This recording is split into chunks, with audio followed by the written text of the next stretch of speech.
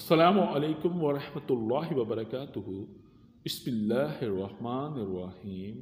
शैतान की कमज़ोरी। एक बार रसूल अकरम सल्लल्लाहु अलैहि वसल्लम ने शैतान को देखा कि बहुत कमज़ोर और लागिन नज़र आ रहा था। आप सल्लल्लाहु अलैहि वसल्लम ने उससे पूछा, तेरा ये हाल क्यों हो गया है? शैतान ने कहा, ए रसूल खुदा सल्लल्लाहु अलैहि वसल्लम, आप सल्लल्लाहु अलैहि वसल्लम की उम्मत के 6 कामों के बाइस परेशान हूँ।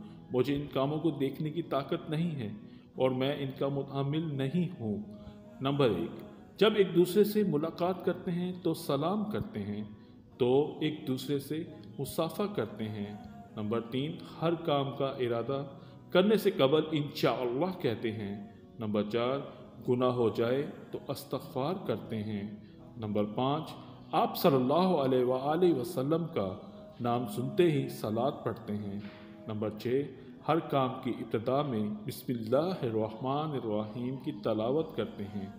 जी, यूँ हम शैतान को कमज़ोर कर सकते हैं। अगर हम इनको मामूल का हिस्सा बना लें तो यकीनी तौर पर शैतानी असरात से बच सकते हैं। जज़ाकल्लाह।